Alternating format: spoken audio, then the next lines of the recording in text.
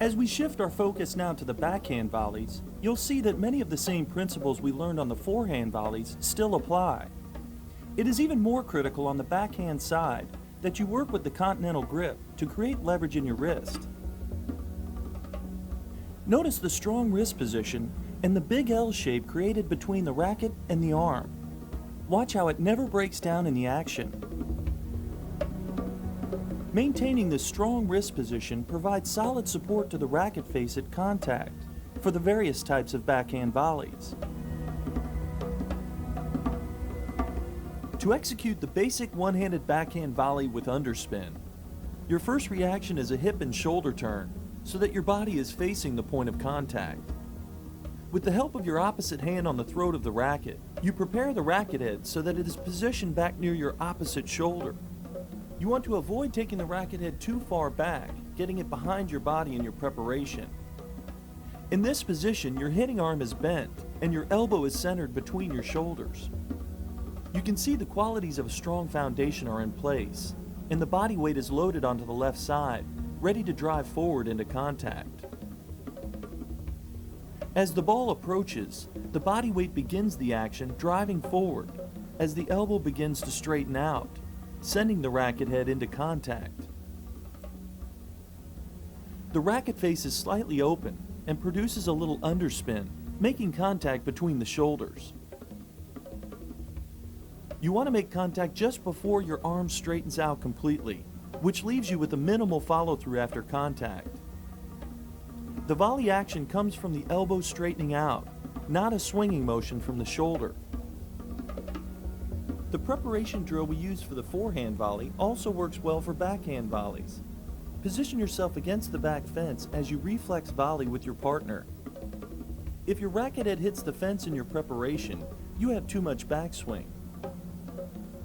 Make yourself come forward to volley in this drill, then recover back against the fence. Now let's focus on the opposite arm as the forward action begins. You can see the two arms move in opposite directions. This keeps the shoulders firmly in place through contact, not allowing them to rotate open. Look how the shoulder blades come together, stretching the chest muscles as the back posture stays upright and strong. You'll find in the heat of battle that your opposite arm will work naturally to help you control your balance. Under tough circumstances, you'll be surprised to see the positions and actions happening with your opposite arm. The reflex block volley on the backhand side begins with a hip and shoulder turn as you reach directly to contact point position in your preparation.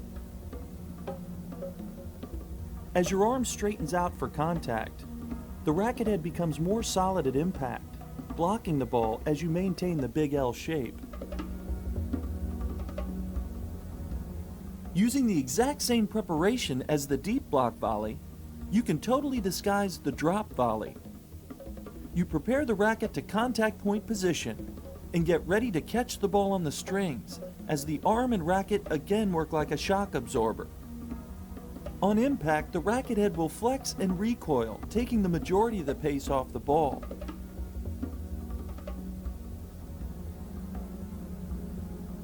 Depending on the situation, you can create angle volleys two different ways. When the ball is well within your reach, by moving your contact point forward and making contact earlier, you can position the racket face at the desired angle to create the shot. Or you can create the angle in the racket face by changing your wrist position. A technique you must learn to be able to angle on the full reaching lunge volleys. When the ball is nearly out of reach, the opposite arm will separate early to help maintain upper body control and balance as you reach beyond your stance. Be confident that you'll regain your balance after making contact on a full lunge, or fear will keep you from going for it. Even if you can't make the shot, you'll still establish in the opponent's mind your ability to create a wider wall of defense and range of coverage. On the low volley, you must get down for the shot by bending your knees. Using a slightly open racket face to create lift over the net, you should block the ball, keeping your wrist position firm to achieve depth. Remember, the opponent has you in a forcing situation. Don't rush through it, or you'll increase your risk of error. The half volley is very similar to the low volley in that you must get low for the shot and use the block technique. Positioning the racket face behind the bounce of the ball, you must anticipate the height of the bounce and the timing for the shot. And remember, sometimes the half volley drop shot is the best alternative you have. When the opponent takes aim and fires and you realize you are the target, it is your backhand volley that has the most range in covering your body. Where the forehand volley gets jammed and awkward, your backhand volley can pass freely, like a pendulum across the body. Using the block technique, you maintain firmness in your arm and racket to achieve depth on the volley. On the high backhand volley, when the incoming ball is more of a floater and you need to add some pop to fill the opening in the court, you prepare the butt of the racket so that it points more upward towards contact. The forward action begins by driving the butt of the racket forward and down, sending the racket face up into contact as you maintain the L-shaped position of leverage in your wrist. The swinging volley, as we discussed on the forehand side, is treated like a compact version of your ground stroke without letting the ball bounce. If you use two hands on your backhand ground stroke, then use both hands on the swinging volley as well.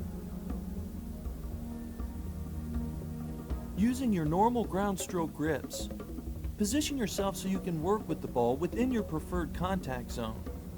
Whether you're one-handed or two, you should remember to use margin of error and apply some topspin to your shot for added control. Look to close in behind your penetrating shot so you can capitalize on any short ball opportunity and finish the point. What I want to bring out here is how smooth she does and how level the shoulders are. Look at the use of the legs. She turns, opens up as she hits the ball. The two-handed backhand volley should find the bottom hand in the continental grip and the top hand in more of an eastern to semi-western forehand grip. Much like the one-handed backhand volley, you must maintain leverage in the wrist position of the bottom hand. As the bottom hand works to control the racket head, the top hand provides added support through contact, then releases off the racket after contact. When creating some underspin, you will have a minimal follow-through. And under reflex conditions, rely on the simple block volley technique to have you ready for contact. For younger children, the two hands offer more control and support for the volley as they develop their strength. You should realize that it is difficult for the attacking net player to maximize their reach and their range at net using two hands, so you must develop the skill of working with just one hand as well. Eventually, you do want to become a skilled one-handed volleyer to maximize your threat at net. This young lady's capable of doing everything. Tremendous balance. She wants to volley. She's set with the grips. We're letting her volley now with two hands, and later on we'll go to one hand. We're now letting her just use one hand. She's got the correct grip. We want those fingers spread out just a little tiny bit. That index finger is spread out. Now watch with the two hands on the volley. All right, now put the zip on it. We worked on this now today. Look at that acceleration. The atmosphere is, I want to volley. And that's what we must remember, whether it's an adult, whether it's a child, whether it's a beginner. Get them to look forward to volleying. If we do that, it's just a matter of time.